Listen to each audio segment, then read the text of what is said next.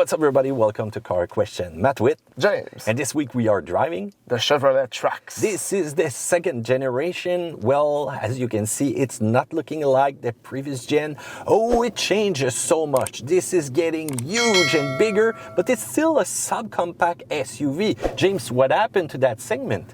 Oh, there's a lot of vehicle in that segment. You can see in the I Just Era video that we did about our favorite compact SUV. And Matt, I have a quiz for you. Go ahead. Where is the Trax built? I know the answer, but feel free to answer right now in the comments down there below. If you think it was in North America, you are wrong. This one is built in Korea. Ooh, so is it a Hyundai? No, it's not a Hyundai though. So let's look at the exterior of that vehicle. Wow, it's so huge. It's not looking like the previous gens. It's looking so aggressive right now. Yes, it's wider, longer, and the design, it reminds of the Blazer. This vehicle is beautiful. You have the mentioned RS at the front and at the back, but it's not truly a sporty vehicle. No, it's not. We'll talk about that later. As you can see, 17 to 19 inches wheel. I think it's kind of big for a vehicle that's affordable because you'll have to pay more for the tires and etc. But still a pretty great design. Up front, you're gonna have some LED lights in the back. Well, really standard, but I love the design of what they did. You know, Chevrolet has done its homework. You want a style that's gonna last through time and still look sporty in some kind of way, but you know, you've got the Chevrolet signature and also with the black badge. Well, I kind of like it. So it's not looking anymore like some sort of Econo box if you want, and that sporty appearance will probably win a lot of buyers. Remember that we don't have any more compact sedan in the lineup of Chevrolet, so this is now one of the most affordable vehicles that you can get with great styling though. Yes, and inside it's a 5-passenger, it's spacious at the front and at the back. Also some tech for the more equipped version. This vehicle is pretty great inside, Matt. Yes, it is. Let's talk about screen because this is the first thing that you're going to see when you get inside. So if you go with a base equipped version, you will have a 8 inches diagonal HD color touchscreen. This one that we have in the RS is 11 inches. Really easy to use for that multimedia system, James, huh?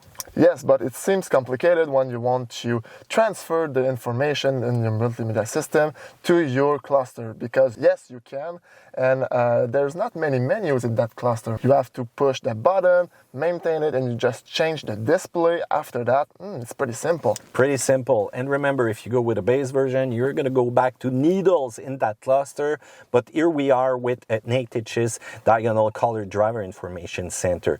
You can still use Apple CarPlay, Android Auto, and it's wireless. And when you get to the trunk, James, this is one huge trunk though. Yes, it's one of the biggest of its category. Also, you didn't mention it, but the accents inside the red with the RS. Again, it's not a sporty vehicle, but it looks good. Even on the seat, you're going to see an RS logo, even on the shifter too. But yeah, it doesn't ride like a sporty vehicle like you would found in a Camaro RS or something.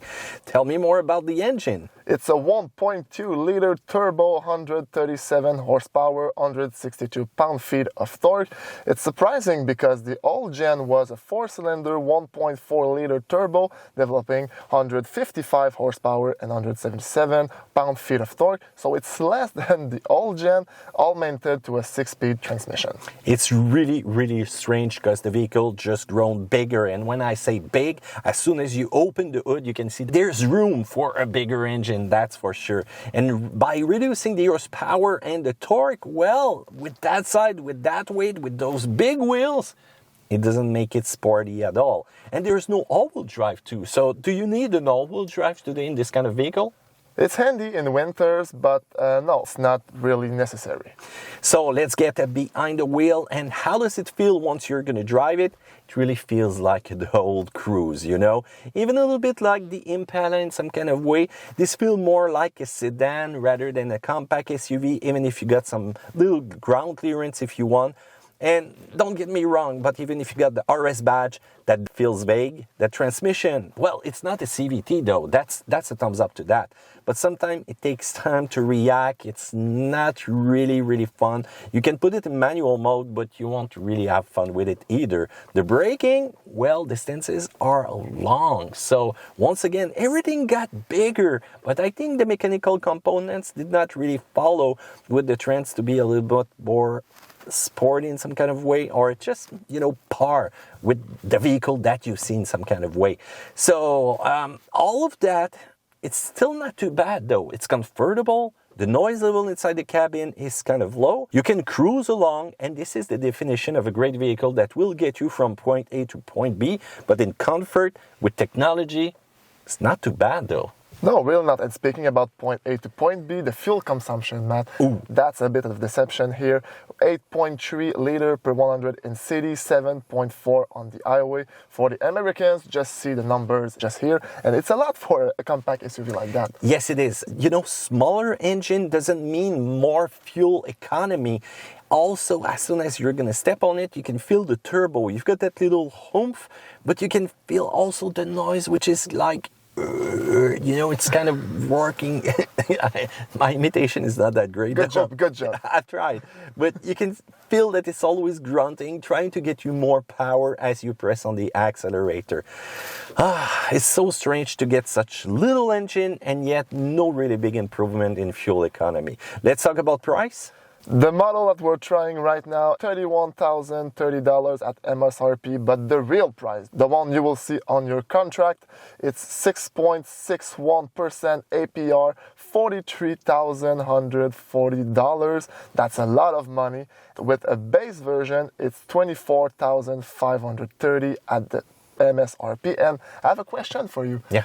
Are compact SUVs the new affordable vehicles? I think so, because there's a lot of manufacturers that switch from the compact to the SUV. Let's talk about the Hyundai Venue, but even more today, it's still more affordable than a base Honda Civic. $28,742 for a base Civic. It's $4,000 more than the base Trax. At the end of the day, you're going to pay a little bit more than $32,000 if you're going to go and finance it. But hey, today SUVs are more affordable, but are they going to be more affordable also on maintenance price? Look at the size of those tires. Look at the size of those wheels. How about those brakes? A little bit bigger, turbo engine. Next thing you know, maintenance costs will be high over time, even if you got a subcompact SUV. I cannot even know if we can call that subcompact now. Tell us what you think in the comment section down there. For the negative points, Matt, this vehicle is really slow, no all-wheel drive. When you want to configure your cluster with your media system, it's kind of complicated. The RS, it's far from a sporty vehicle. The transmission is kind of weird sometimes, and the fuel consumption, it's deceiving. But on the plus side, it's way more cooler than the previous generation, from style to comfort to performance in some kind of way.